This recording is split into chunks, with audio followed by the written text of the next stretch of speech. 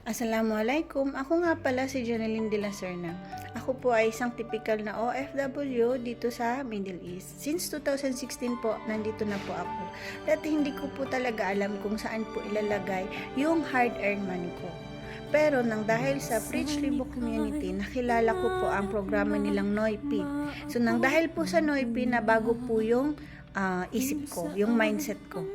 So, nang dahil din po sa Noypi na programa ng Preach Ribo, nagkaroon po tayo ng investment. Yan po ay located sa Cavite.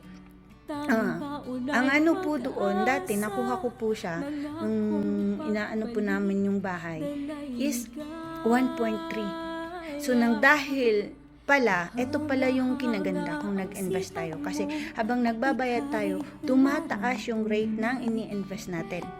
Ngayon po, nasa 2.7 na po siya. So, ganun po kaganda yung mindset na nabago sa akin. Habang nandito ako nagtatrabaho, may iniisip ako, may inspirasyon ako na at least may naiipon ako para pag nag-for good na ako, hindi na ako mag-aalala kung ano at saan ba dapat ako pupunta. So ngayon po, malapit na pong ma-turn over yung kinuha kong bahay. Ang ikinaganda nito, habang naandito ako, pag na-turn over na siya, pwede ko siyang parentahan. Hindi ba anong wise mindset yon? Paparentahan mo yung bahay mo, well, yung binabayad sa iyo na pinaparenta mo dun sa bahay mo, ibabayad mo din doon sa bayarin mo sa ini-invest mo. So, hindi na siya masyadong, hindi ko na siya masyadong iisipin.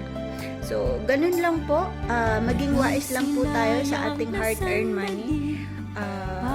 So, kayo mga kababayan, kailan po kayo magbabago ng mindset? Diba? So, join na po kayo dito sa Preach Ribo Community.